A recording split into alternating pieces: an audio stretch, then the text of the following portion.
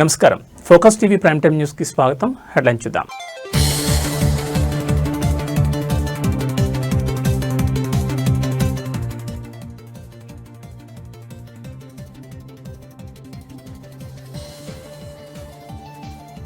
ఈ నెల 31 నుంచి పార్లమెంట్ బడ్జెట్ సమావేశాలు. తొలిసారి ఆదివారం బడ్జెట్ ప్రవేశపెడుతున్న కేంద్రం.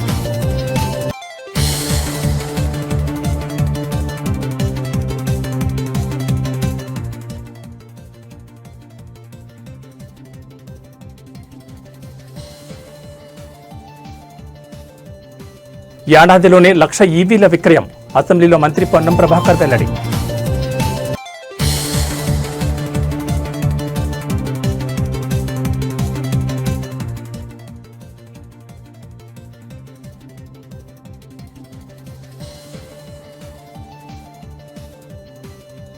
సోయాబీన్ పంట కొనాలని బీఆర్ఎస్ ధర్నా. మాజీ మంత్రి జోగు రామన్న అరెస్ట్.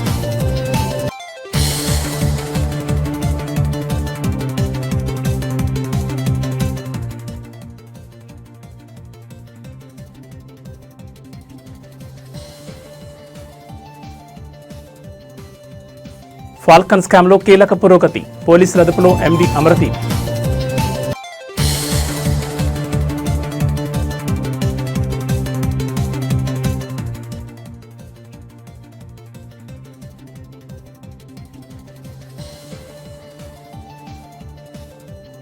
జపాన్లో భారీ భూకంపం. రిక్టర్ స్కేల్పై 6.2 పాయింట్ల తీవ్రత నమోదు. ఇక డీటెయిల్స్ చూస్తే దేశ చరిత్రలో ఫస్ట్ టైం వార్షిక బడ్జెట్ సమావేశాలు ప్రాధాన్యతను సంతరించుకోబోతున్నాయి. 2026-27 ఆర్థిక సంవత్సరానికి సంబంధించిన వార్షిక బడ్జెట్ను కేంద్ర ప్రభుత్వం ఫిబ్రవరి 1వ తేదీ అది కూడా ఆదివారం రోజున ప్రవేశపెట్టనుంది. సాధారణంగా సెలవు దినాల్లో బడ్జెట్ను ప్రవేశపెట్టే ఆనవాయితీ లేనప్పటికీ నరేంద్ర మోడీ సర్కార్ ఆ రోల్ను బ్రేక్ చేయబోతోంది. పార్లమెంట్ బడ్జెట్ సమావేశాలు ఈ నెల 31 నుంచి ప్రారంభం కానున్నాయి. తొలి రోజు ఉభయ సభలను ఉద్దేశించి రాష్ట్రపతి ద్రౌపది ముర్ము ప్రసంగించనున్నారు. అనంతరం అదే రోజున ఆర్థిక సర్వేను ప్రభుత్వం సభ ముందుకు తీసుకొచ్చే అవకాశం ఉంది. వచ్చే ఆర్థిక సంవత్సరం నుంచి అమల్లోకి రానున్న కొత్త ఆదాయ పన్ను చట్టం నేపథ్యంలో ఈ బడ్జెట్లో సామాన్యులకు పన్ను రాయితీలు, మధ్యతరగతి ప్రజలకు ఊరటనిచ్చే ప్రకటనలు ఉంటాయని తెలుస్తోంది. అయితే 2017 నుంచి బడ్జెట్ను ఫిబ్రవరి 1న ప్రవేశపెట్టడం సర్వసాధారణం. ఏప్రిల్ 1న కొత్త ఆర్థిక సంవత్సరం ప్రారంభమయ్యే నాటికే నిధుల కేటాయింపులు, ఇతర పరిపాలనా ప్రక్రియలు పూర్తి కావాలనే లక్ష్యంతో కేంద్రం ఆ తేదీని ఖరారు చేసింది. ఈ ఏడాది ఫిబ్రవరి 1 ఆదివారం అయినప్పటికీ ఆ పరంపరను కొనసాగిస్తూ అదే రోజున బడ్జెట్ ప్రవేశపెట్టాలని కేంద్ర కేబినెట్ నిర్ణయించింది. గతంలో 1999లో యశ్వంత్ సిన్హా కూడా సరిగ్గా ఇలాగే ఆదివారం నాడే బడ్జెట్ ప్రవేశపెట్టారు. కేంద్ర ఆర్థిక మంత్రి నిర్మలా సీతారామన్ ఈ బడ్జెట్తో ఒక అరుదైన మైలురాయిని చేరుకోబోతున్నారు. వరుసగా 9వసారి బడ్జెట్ ప్రవేశపెట్టిన మంత్రిగా ఆమె రికార్డు సృష్టించనున్నారు. ఇప్పటి వరకు మాజీ ప్రధాని మొరార్జీ దేశాయ్ అత్యధికంగా 10 సార్లు బడ్జెట్ ప్రవేశపెట్టగా చిదంబరం 9 సార్లు ప్రవేశపెట్టారు. అయితే వరుసగా 9 సార్లు ప్రవేశపెట్టిన ఘనత నిర్మలా సీతారామన్కి దక్కనుంది.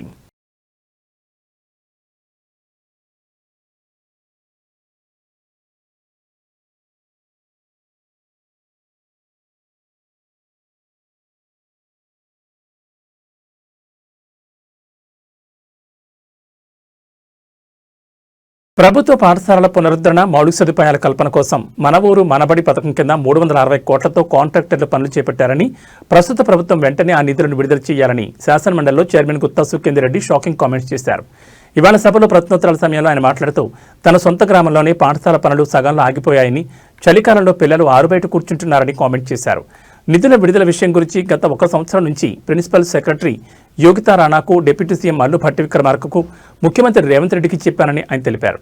రాష్ట్రంలో అన్ని రకాల పేమెంట్లు జరుగుతున్నాయని, కానీ ఈ ప్రభుత్వం మన ఊరు మనబడిని అమ్మ ఆదర్శ పాఠశాలని పేరు మార్చి బైండింగ్ సెస్కు అటాచ్ చేసిందని అన్నారు. అక్కడక్కడ కొన్ని పేమెంట్లు జరుగుతున్నాయని, అయితే ప్రస్తుతం అవి కూడా ఆగిపోయాయని పేర్కొన్నారు. ఇప్పటికే ప్రభుత్వ పాఠశాలలో డ్రాపౌట్లు పెరిగాయని, 2024-25 విద్యా సంవత్సరం ప్రకారం ప్రభుత్వ బడుల్లో 18.5 లక్షల మంది, ప్రైవేట్ పాఠశాలలో 36 లక్షల మంది చదువుతున్నారని తెలిపారు. కానీ ఈ సంవత్సరంలో ప్రభుత్వ పాఠశాలలో 3 లక్షల మంది కొత్త విద్యార్థులను చేర్చినట్లు అధికారులు లెక్కలు చెబుతున్నారని, అవన్నీ ఉత్తవేనని సెటైర్లు వేశారు. నిజానికి 30,000 మంది కూడా కొత్తగా చేరలేదని ఆయన చురకలంటించారు. ఇప్పటికైనా ప్రభుత్వం మన ఊరు మనబడి పేమెంట్లను క్లియర్ చేయాలని మండలి చైర్మన్ గుత్తా సుఖేందర్ రెడ్డి ప్రభుత్వాన్ని విజ్ఞప్తి చేశారు. బడులలో మన ఊరు మనబడి అనేటువంటి కార్యక్రమానికి ఇప్పటికీ 360 కోట్లు ఇవ్వాలి. ఎగ్జాంపుల్ నా విలేజ్దే చెప్తున్నాను. వాడు సగం పని చేసి పెట్టాడు, పిల్లలంతా చెట్ల కింద కూర్చుంటున్నారు. చలికాలం వేడ కూర్చోవాలి చెప్పండి. నేను నా విలేజ్ విషయం ఇప్పటికి 1 ఇయర్ నుంచి చెప్తా ఉన్నాను. ఇక్కడ ప్రిన్సిపల్ సెక్రటరీ యోగితారాణి గారు ఉన్నారు, వారికి పర్సనల్ లెటర్ రాసినాను, డిప్యూటీ సీఎం గారికి చెప్పినాను, సీఎం గారికి చెప్పినాను. మీరు ఇంత పేమెంట్ చేస్తున్నారు, 360 కోట్లు మన ఊరు మనబడి చేసడం ఒక భాగం. 2, ఈ ప్రభుత్వం వచ్చినాక అమ్మ ఆదర్శ పాఠశాలను పెట్టినారు. దాన్ని మీరు ఏం చేసినారు, మైనింగ్ సెస్కు అటాచ్ చేసినారు. ఆ మైనింగ్ సెస్ వచ్చిన దగ్గర అయితేనే కొంత పేమెంట్లు ఇస్తున్నారు, లేని దగ్గర అవి కూడా ఆగిపోయినటువంటి పరిస్థితి ఉంది. కాబట్టి దీని మీద మనం ఫస్ట్ వాడు కూర్చునేదానికి రూము అవన్నీ వసతులు ఉంటే తర్వాత ఇప్పటికే మనకు గవర్నమెంట్ స్కూళ్ళల్లో డ్రాప్ అవుట్స్ ఎక్కువైపోయినాయి. మీరు మనం గతంలో చెప్పిన లెక్కల ప్రకారమే 24-25లో 18.5 లక్షల మంది ప్రభుత్వ పాఠశాలలో ఉన్నారు, 36 లక్షల మంది ప్రైవేట్ పాఠశాలలో ఉన్నారు. ఈ సంవత్సరం 3 లక్షల మంది చేర్చినామని చెప్పినారు, కానీ అది ఉత్తదే. 30,000 మంది కూడా కొత్తగా చేర్చుకోలేదు, లెక్కలు మాత్రం పంపిస్తున్నారు. దయచేసి ఈ మన ఊరు మనబడికి సంబంధించిన పేమెంట్స్ ఇవ్వండి. చిన్న కాంట్రాక్టర్లు, ఎందుకనంటే విద్యా కమిటీ చైర్మన్ వాడు 3 ఏళ్ల కింద అప్పు తెచ్చి కడితే, మీకు చెప్తున్నాను, మా ఊరిలో 19 లక్షలు 20 లక్షలు బాకీ. వాడు బాధపడలేక నేను 5 లక్షలు ఇచ్చినాను వానికి. అరే నీ బిల్లు వచ్చిందని మళ్ళీ నాకు వాపసు తెచ్చియమని. ఇటువంటి పరిస్థితి ఉన్నది. రైతుల సమస్యలపై బీఆర్ఎస్ పోరాటం కొనసాగుతోంది. సోయాబీన్ పంటను కొనుగోలు చేయాలని డిమాండ్ చేస్తూ బీఆర్ఎస్ ఇచ్చిన పిలుపు మేరకు ఆదిలాబాద్ జిల్లాలో బంద్ కొనసాగుతోంది. ఈ బంద్కు అఖిలపక్ష రైతు ప్రజా సంఘాల నేతలు, వ్యాపార సంస్థలు మద్దతు ప్రకటించాయి. ఈ నేపథ్యంలో ఇవాళ తెల్లవారుజామున ఆర్టీసీ డిపో ముందు మాజీ మంత్రి జోగుర్ రామన్నతో పాటు బీఆర్ఎస్ కార్యకర్తలు ఆందోళన చేపట్టారు. కేంద్ర రాష్ట్ర ప్రభుత్వాలు స్పందించి సోయాబీన్ పంటను కొనుగోలు చేయాలని బీఆర్ఎస్ నాయకులు నినాదాలు చేశారు. ఈ క్రమంలో అక్కడికి వచ్చిన పోలీసులు వారిని అడ్డుకున్నారు. దీంతో పోలీసులు బీఆర్ఎస్ నాయకుల మధ్య కాసేపు తోపులాట జరిగింది. కాగా డిపో ముందు బస్సులను అడ్డుకున్న జోగుర్ రామన్న బీఆర్ఎస్ నాయకులను పోలీసులు అరెస్ట్ చేశారు. వారిని మావల పోలీస్ స్టేషన్కు తరలించారు.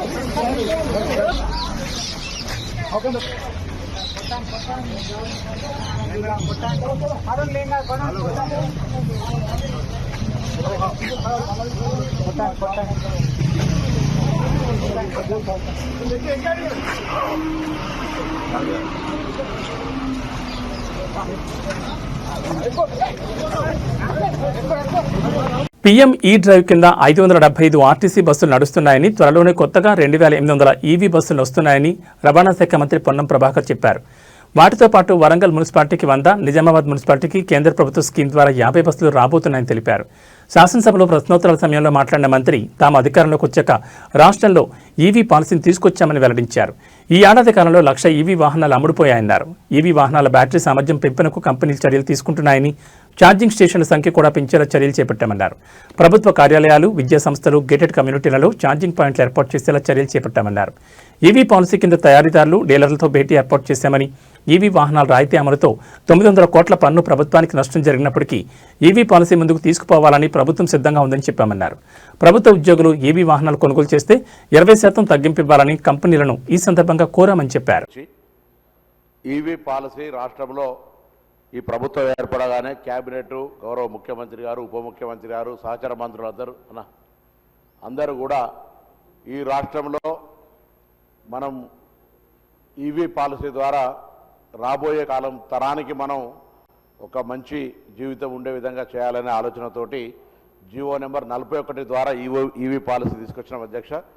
దానికంటే ముందున్నటువంటి వాహనాల సంఖ్యను మించి దాదాపు 1,00,000 వాహనాలు ఈ సంవత్సర కాలం లోపల ఈవీ వాహనాలు అమ్ముడుపోయినటువంటి మాట ఈ సందర్భంగా గౌరవ సభ్యులందరికీ తెలియజేయడం జరుగుతోంది. ట్యాక్స్ ఎగ్జంప్షను, రిజిస్ట్రేషన్ ఎగ్జామ్షన్ 100% తోటి జీవో తీసుకొచ్చినాం.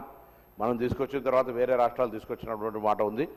ఈరోజు ఈవీకి సంబంధించినటువంటి మార్పులు అంటే వాటి యొక్క వాహనాలు గతంలో 150 కిలోమీటర్లకు ఉన్నటువంటి వాహనాల ఛార్జింగ్ ఉండేనో ఇప్పుడు 500 కిలోమీటర్స్ దాకా కూడా ఛార్జ్ అయ్యేటువంటి బ్యాటరీ కెపాసిటీ వచ్చింది. దాని మీద ఇంకా కూడా రివ్యూస్ జరుగుతూ ఉన్నాయి దాని యొక్క కెపాసిటీని పెంచడానికి సంబంధించి. తర్వాత ఛార్జింగ్ స్టేషన్స్కు సంబంధించి కూడా గతంలో కంటే ఆర్టీసీతో పాటుగా ప్రభుత్వ ప్రభుత్వంతో సహా అనేక కార్యాలయాలు కానీ విద్యాలయాలు కానీ గేటెడ్ కమ్యూనిటీల్లో కూడా ఛార్జింగ్ స్టేషన్స్కు ఏర్పాటు చేసే విధంగా కొన్ని చర్యలు తీసుకోబడుతున్నాయి అధ్యక్ష. వాటితో పాటుగా ఈరోజు ఈవీ పాలసీ కింద మొన్ననే మ్యానుఫ్యాక్చరర్స్ తోటి అదేవిధంగా డీలర్స్ తోటి ఒక సమావేశం ఏర్పాటు చేసినాం.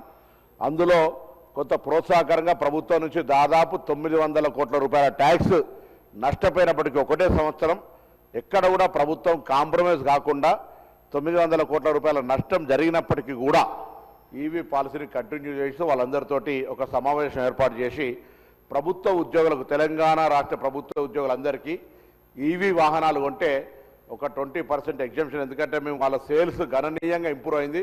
వాళ్ళు గతంలో చెప్పినట్టుగా 0.03% నుంచి ఇలా నియర్ బై 0.2% దాకా కూడా ఈవీ వెహికల్ సేల్స్ గణనీయంగా పెరుగుతున్నటువంటి పరిస్థితి. కాబట్టి ఆ యొక్క వాహనాల కొనుగోలుకు సంబంధించి ప్రభుత్వ ఉద్యోగులకు ప్రత్యేకించి కొంత ప్రోత్సహించాలనే ఆలోచనతో 20% వారికి అవకాశం ఒక బెనిఫిట్ చేసే విధంగా ఇవ్వమని కంపెనీస్ అందరినీ కూడా కోరడం జరిగింది.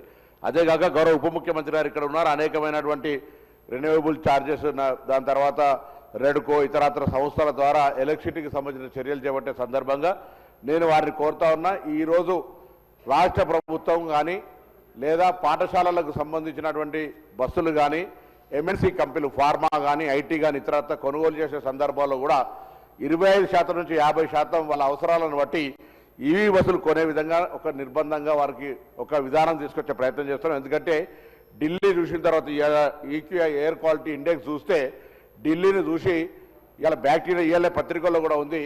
అక్కడ ఉండబడేటువంటి ఎయిర్ క్వాలిటీ ఇండెక్స్ తోటి బ్యాక్టీరియా కూడా ఉండి అక్కడ ఆరోగ్యాలు దెబ్బతింటా ఉన్నాయి. భారత రాజ్యాంగ వ్యవస్థ రాష్ట్రపతి గారి నుంచి మొదలు పెట్టుకుంటే ప్రధానమంత్రి మొత్తం వ్యవస్థ పార్లమెంటుతో సహా ఉన్న అక్కడ చెడిపోయిన వాతావరణాన్ని కాపాడుకోలేకపోతా ఉన్నటువంటి సందర్భంలో హైదరాబాద్ కానీ తెలంగాణ రాష్ట్రం లోపల మనం ఈ యొక్క ఎయిర్ క్వాలిటీ ఇండెక్స్ని కాపాడుకోవాలంటే ఈవీ పాలసీలు కానీ ఎల్పిజి కానీ సిఎన్జి కానీ తీసుకురావాలనే ఆలోచనతో చేస్తూ ఉన్నాం. ఆర్టీసీ పరంగా 9,000 చిల్లర బస్సులు ఉంటే పిఎం ఈ డ్రైవ్ కింద గతంలో 575 బస్సులు ఇప్పటికే తిరుగుతూ ఉన్నాయి. ఇప్పుడు మళ్ళీ 2,800 బస్సులకు సంబంధించి పిఎం ఈ డ్రైవ్ కింద వస్తూ ఉన్నాయి అధ్యక్ష. వాటితో పాటుగా కొత్తగా వరంగల్ మున్సిపాలిటీకి ఒక 100, నిజామాబాద్ మున్సిపాలిటీకి కూడా ఒక 50 బస్సులు ఒక ప్రత్యేకమైన కేంద్ర ప్రభుత్వ స్కీమ్ ద్వారా కూడా రాబోతా ఉన్నటువంటి వాటి సందర్భంగా మనవి చేస్తూ తప్పకుండా స్కూల్స్ బస్సులకు కానీ ఇతరత్ర అన్ని. బీఆర్ఎస్ ప్రభుత్వ హయాంలోనే పాలమూరు రంగారెడ్డి ఎత్తిపోతల పనులు 90% పూర్తయ్యాయని మాజీ మంత్రి సింగిరెడ్డి నిరంజన్ రెడ్డి తెలిపారు. 90% పనులు పూర్తయిన ప్రాజెక్టును ఆపడం ఏంటని ఆయన ప్రశ్నించారు. తట్టడి మట్టి తీయకుండానే బీఆర్ఎస్ ప్రభుత్వంపై అబద్దాలు ఆడుతున్నారని మండిపడ్డారు. అనేక కేసులు వేసి ఏపీ ప్రభుత్వానికి కాంగ్రెస్ నాయకులు సహకరించారని ఆరోపించారు. పాలమూరులో పడావు పడ్డ ప్రాజెక్టులపై గులాబీ పార్టీ సమరభేరి మోగించింది. ఈ క్రమంలో జూరాల ప్రాజెక్టును మాజీ మంత్రులు సింగిరెడ్డి నిరంజన్ రెడ్డి, లక్ష్మారెడ్డి, శ్రీనివాస్ గౌడ్లతో కూడిన బీఆర్ఎస్ ప్రతినిధుల బృందం సందర్శించింది. Narlapur pump house reservoir, Vattem pump house, Karivena రిజర్వాయర్లను సందర్శించారు. ప్రాజెక్టులను పడావు పెట్టిన ప్రభుత్వ వైఖరిని ఎండగట్టారు. ఈ సందర్భంగా మాజీ మంత్రి సింగిరెడ్డి నిరంజన్ రెడ్డి మాట్లాడుతూ జోరాల నుంచి పాలమూరుకు నీళ్లంటేనే పెద్ద కుట్ర అని సింగిరెడ్డి నిరంజన్ రెడ్డి ఆరోపించారు. తప్పుడు తరగ్గా ఉత్తమ్ కుమార్ రెడ్డి పీపీటీ ఇచ్చారని విమర్శించారు. హరీష్ రావు పవర్ఫుల్ ప్రజెంటేషన్తో ఉత్తమ్కు పీపీటీతో సమాధానం ఇచ్చారని తెలిపారు. ప్రజలకు అన్ని విషయాలపై సంపూర్ణ అవగాహన ఉందని అన్నారు. కృష్ణానది నీళ్లను తెలంగాణకు దక్కకుండా చేసేందుకే కుట్రలు కొనసాగుతున్నాయని ఆరోపించారు. అప్పుడైనా ఇప్పుడైనా కృష్ణా నీళ్లు పాలమూరుకు రాకుండా చేస్తున్నారని అన్నారు. నిజాం కాలంలోనే కృష్ణా నీటి కోసం అనేక ప్రాజెక్టులకు రూపకల్పన చేశారని తెలిపారు. జూరాల మీద పెట్టిన పంపులు అవి ఏ పంపులైనా సరే ఇప్పుడు నడుస్తున్నటువంటి పంపులు 40-45 రోజుల కంటే మించి నడవవు. ఈరోజు శ్రీశైలం మీద పెట్టినటువంటి పంపులు ఏవైతే కేఎల్ఐ పంపులు ఉన్నాయో, కలవకుర్తి లిఫ్ట్ ఇరిగేషన్ పంపులు ఉన్నాయో 220 నుంచి 240 రోజులు నడుస్తున్నాయి సగటున ప్రతి ఏడు. అంటే శ్రీశైలంలో నీళ్ల లభ్యత ఉంది కాబట్టే మీకు కావలసినన్ని రోజులు పంపులు నడుస్తాయనడానికి నడుస్తున్న కేవలం పంపులు సాక్ష్యం అయితే జూరాలలో నీళ్లు లేవనడానికి అది తెలివితక్కువతనం అని చెప్పడానికి 40-45 రోజులకు పంపులు బంద్ అవుతాయి. భీమాకు జూరాలకు క్రాప్ హాలిడే ఇస్తాం మేము ఘనమైన సర్కారు అని చెప్పుకునేటువంటి మీ సర్కారు దీనికి నిదర్శనం. ఈ తెలివితక్కువతనం ప్రజల్లోకి పోవాలనేటువంటి ఉద్దేశంతోనే మరో జల పోరాటానికి శ్రీకారం చుడుతున్నది బీఆర్ఎస్. ఇది కేవలం పాలమూరు ప్రయోజనం, రంగారెడ్డి ప్రయోజనం, నల్గొండ ప్రయోజనం, కృష్ణానది జలాల మీద హక్కు భుక్తమైనటువంటి అసలు సిసలు హక్కుదారుల యొక్క న్యాయమైనటువంటి పోరాటం ఇది. వీళ్ళు ప్రతిపాదించినటువంటి దాంట్లో కోయిల్కొండ దగ్గర రిజర్వాయర్ను మేము పెద్దగా చేస్తాం, పెద్ద రిజర్వాయర్ కడతాం, దాని పక్కన ఇంకోటి ఏది హన్వాడ ఇంకోటి ఏది ఇంకో రిజర్వాయర్ లే 2 రిజర్వాయర్లు చెప్తా ఎగ్జాక్ట్లీ. ఈ 2 రిజర్వాయర్లను కడితే అందులో నింపుకోవచ్చు అంటారు. వాళ్ళు తలపెట్టినటువంటి ఆ 2 రిజర్వాయర్ల లొకేషన్ లో కోయిల్కొండ దగ్గర విస్తరించి కట్టాలనుకునే కాడ 1000 ఎకరాల ఫారెస్ట్ భూమి ఉంది. ఇంకో ప్రాజెక్టు కాడ ఇంకో 500 ఎకరాల ఫారెస్ట్ భూమి ఉంది. 1000 ఎకరాల ఫారెస్ట్ భూమిని సేకరించడం సాధ్యం కాదు, కేంద్రం అనుమతించదు అంటే ప్రాజెక్టు పెండింగ్ లో పడతారు. గతంలో ఏం చేశారు, మన కోసం ఉద్దేశించినవని చెప్పుకుంటూనే మన ప్రాజెక్టులు కల్వకుర్తి లాంటి ప్రాజెక్టు, మరో ప్రాజెక్టు ఈ అనుమతులు లేవు ఆ అనుమతులు లేవని 30-35 ఏళ్లు సాగదీశారు. అంటే ఒకవేళ ఇది మొదలు పెడితే ఉండే పరిస్థితి ఇది. రెండో, నీళ్లు లేవు, ఫారెస్ట్ క్లియరెన్స్లు ఉంటాయి. మూడోది అతి భయంకరమైనటువంటి సమస్య 45 గ్రామాలు ఎఫెక్ట్ అవుతాయి. 45 గ్రామాలు పూర్తిగా జూరాల నుంచి నీళ్లు తీసుకోవాలనేటువంటి వాళ్ళు చెప్పే సిద్ధాంతం ప్రకారంగా 45-46 గ్రామాలు డిస్ప్లేస్ అయ్యేటువంటి, అంటే అక్కడి నుంచి లేపి మనం పంపవలసినటువంటి ప్రజలు, ముంపు గురైనటువంటి ప్రజలు 2013లో లెక్క తీస్తే వచ్చినటువంటి ఫిగర్ 85,000. కానీ 18 ఏళ్లు నిండిన ప్రతి ఒక్కరిని కూడా మనం పరిగణలోకి తీసుకుంటాం. యాసంగిలో జోరాల ప్రాజెక్టు కింద హైకోర్టుకు క్రాప్ హాలిడే ఇచ్చారని మాజీ మంత్రి లక్ష్మారెడ్డి గుర్తు చేశారు. క్రాప్ హాలిడే ఇచ్చిన ప్రాజెక్టు నుంచి నీళ్లు ఎత్తిపోస్తారా అని ప్రశ్నించారు. జోరాల నుంచి నీళ్లు ఎత్తిపోవడం అసాధ్యమని పేర్కొన్నారు. కాంగ్రెస్ నేతలు మళ్లీ తొండి మాటలు మాట్లాడుతున్నారని అన్నారు. కాంగ్రెస్ నేతలు అజ్ఞానంతో మాట్లాడడం దురదృష్టకరమని వ్యాఖ్యానించారు. భూత్పూర్ రిజర్వాయర్ నుంచి నీటిని ఎలా ఎత్తిపోస్తారని ప్రశ్నించారు. పాలమూరులో పడావు పడ్డ ప్రాజెక్టులపై గులాబీ పార్టీ సమరబేరు మోగించింది. ఈ క్రమంలో జోరాల ప్రాజెక్టును మాజీ మంత్రులు సింగిరెడ్డి నిరంజన్ రెడ్డి, లక్ష్మారెడ్డి, శ్రీనివాస్ గౌడ్తో కూడిన బీఆర్ఎస్ ప్రతినిధుల బృందం సందర్శించింది. Narlapur pump house reservoir, Vattem pump house, Karivena రిజర్వాయర్లను సందర్శించారు. ప్రాజెక్టులను పడవ పెట్టిన ప్రభుత్వ వైఖరిని ఎండగట్టారు. ఈ సందర్భంగా మాజీ మంత్రి లక్ష్మారెడ్డి మాట్లాడుతూ Kodangal lift irrigation project utter flop అవుతుందని విమర్శించారు. కొడంగల్ లిఫ్ట్తో ప్రజాధనం ఖచ్చితంగా వృధా అవుతుందని అన్నారు. కేసీఆర్ గొప్పగా ప్రాజెక్టు డిజైన్ చేస్తే దాన్ని పడవ పెట్టారని మండిపడ్డారు. కాలువలకు టెండర్లు పిలిచి పూర్తి చేస్తే ఉమ్మడి మహబూబ్ నగర్ జిల్లాలకు నీళ్లొస్తాయని తెలిపారు. సీఎం రేవంత్ రెడ్డి నీటిపారుదల శాఖ మంత్రి ఉత్తమ్ కుమార్ రెడ్డికి అవగాహన లేకుంటే నిపుణులతో మాట్లాడి తెలుసుకోవాలని సూచించారు. ఈ గవర్నమెంట్ వచ్చిన తర్వాత కొడంగల్, నారాయణపేట కొడంగల్ లిఫ్ట్ ఇరిగేషన్ కొత్తగా స్టార్ట్ పెట్టారు. అసలు ఆ నీళ్ళు ఏడానికి తీసుకుపోతారు వాళ్ళు? చిన్న 1 TMC రిజర్వ్ కెపాసిటీ ఉన్న భూత్పూర్ రిజర్వాయర్ నుంచి వాళ్ళు అక్కడ డ్రా చేస్తారంట 4 TMCలు. ఎట్లా చేస్తారు? అసలు దాని మెయిన్ పంప్ హౌస్ ఎక్కడ, మెయిన్ సోర్స్ ఎక్కడ, ఎక్కడి నుంచి నీళ్ళు తీసుకుపోవాలి, మరి భూత్పూర్ రిజర్వాయర్ నీళ్లు ఎట్లా రావాలి, దాంట్లోకి వెళ్ళి మీరు ఎట్లా తీసుకుపోతారు? ఇది అంతా అసలు భయంకరంగా ఉంది పరిస్థితి. అది 100% కొడంగల్ లిఫ్ట్ ఇరిగేషన్ అనేది అట్టర్ ఫ్లాప్ స్కీమ్. అది 100% ప్రజాధనం వృధా అవుతుంది ఆ ప్రాజెక్ట్ కడితే. ఉన్నది దీనికి ఆగటి నీళ్ళు లేవు, కొత్త కొడంగల్ లిఫ్ట్ ఇరిగేషన్ పెడితే నీళ్ళు ఏడంగా వస్తాయి. సార్ కొడంగల్కు, నారాయణపేటకు మొత్తం ఆయకట్టు మొత్తం అక్కడ ఉన్న దాదాపు 2 కలిపి 2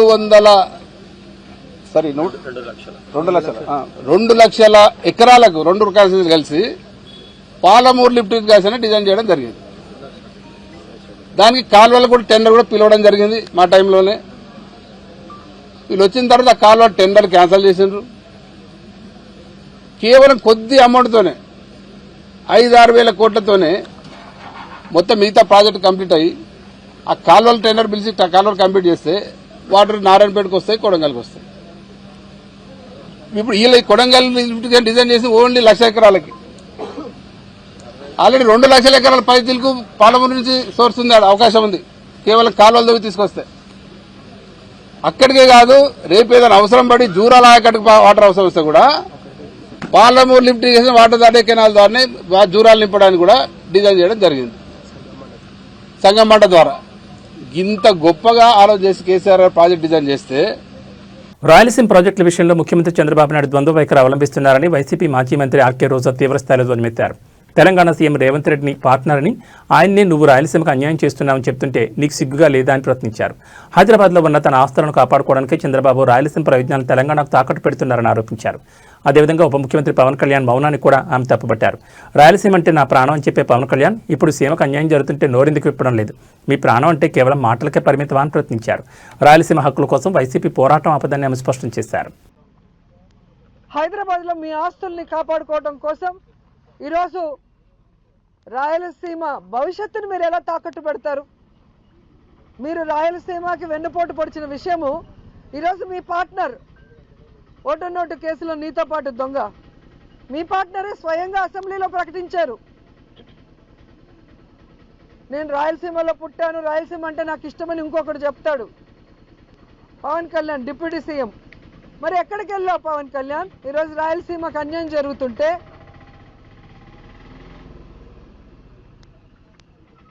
ఈరోజు రాయలసీమకు వెన్నుపోటు పోస్తుంటే చంద్రబాబు నాయుడు గారు ప్రశ్నించకుండా కత్తందిస్తున్నావా? దీనికోసమైనా నువ్వు పార్టీ పెట్టింది? దీనికోసమైనా నువ్వు కూటమిలో చేరింది? దీనికోసమైనా చంద్రబాబు నాయుడిని గెలిపించింది? ఫాల్కన్ స్కామ్ కేసులో పోలీసులు పురోగతి సాధించారు. ఈ కేసులో ప్రధాన నిందితుడు ఫాల్కన్ ఎండీ అమర్దీప్ను ముంబైలో అదుపులోకి తీసుకున్నారు.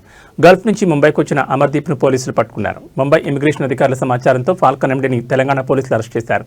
ఫాల్కన్ ఎండీపై ఇప్పటికే ఎల్ఓసీ జారీ అయిన విషయం తెలిసిందే. ఈ క్రమంలో ముంబై వచ్చిన వెంటనే ఆయన అదుపులోకి తీసుకున్నారు. కాగా డిజిటల్ డిపాజిట్ల పేరుతో 850 కోట్లను అమర్దీప్ కొట్టేసినట్లు పోలీసులు గుర్తించారు. ఎంఎన్సీ కంపెనీలో పెట్టుబడుల పేరుతో డబ్బులు వసూలు చేసినట్లు విచారణలో బయటపడింది. యాప్ బేస్డ్ డిజిటల్ డిపాజిట్ల పేరుతో అమర్దీప్ స్కామ్కు పాల్పడినట్టు తేలింది. అంతేకాకుండా షేర్ మార్కెట్లో పెట్టుబడులు పెడతానంటూ బురడి కొట్టించినట్లు పోలీసుల విచారణలో బయటపడింది.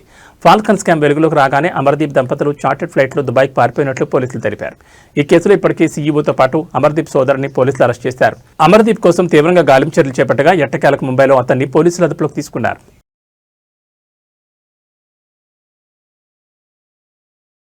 కాంగ్రెస్ పార్టీ మాజీ అధ్యక్షురాలు రాజ్యసభ ఎంపీ సోనియా గాంధీ మరోసారి అనారోగ్యానికి గురయ్యారు. తీవ్రమైన దగ్గు, శ్వాసకోశ సమస్యలతో ఢిల్లీలోని సర్ గంగారాం ఆసుపత్రిలో చేరారు.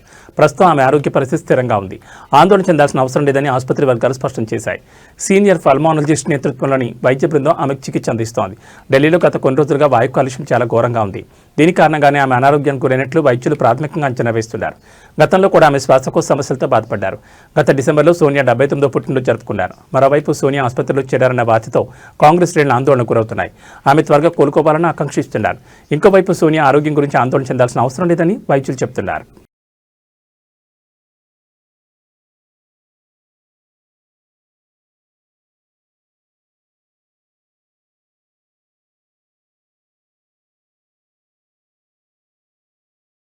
జపాన్లో భారీ భూకంపం సంభవించింది. రిక్టర్ స్కేల్పై భూకంప తీవ్రత 6.2గా నమోదైంది. మంగళవారం ఉదయం 10:30 గంటల ప్రాంతంలో ఒక్కసారిగా భూమి కంపించింది. చుగోకు రీజియన్లోని షుమాని ప్రిఫెక్చర్లో భూకంపం ప్రభావం ఎక్కువగా ఉందని అధికారులు తెలిపారు. భూప్రకంపనలు తీవ్రంగా ఉన్నాయని, ఇంత భారీ భూకంపం సంభవించినా ప్రాణనష్టం మాత్రం జరగలేదని వారు వివరించారు. భూకంపానికి సంబంధించి పలువురు నెటిజన్లు సోషల్ మీడియాలో పోస్ట్ చేసిన వీడియోలు భయానకంగా ఉన్నాయి. ఒక వీడియోలో మెట్రో రైల్వే స్టేషన్ చుట్టుపక్కల భవనాలు తీవ్రంగా కదలడం కనిపిస్తోంది. భూకంప కేంద్రం భూమి లోపల సుమారు 10 కిలోమీటర్ల లోతులో ఉన్నట్లు అధికారులు గుర్తించారు. షిమనే ప్రిఫెక్చర్ రాజధాని మాట్సుతో పాటు టొటోరి ప్రిఫెక్చర్ పరిధిలోని పలు నగరాల్లో భూమి తీవ్రంగా కంపించింది.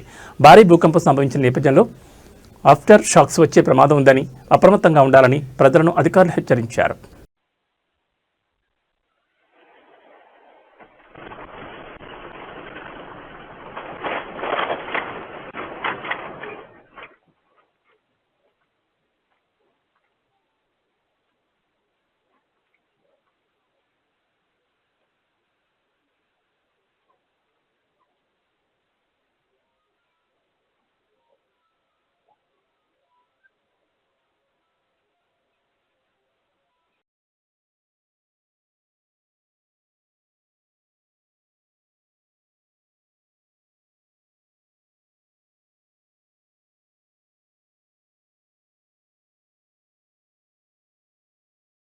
ఇవి focus TV prime time news విశేషాలు. మరో బులెటిన్లో మళ్ళీ కలుసుకుందాం. నమస్కారం.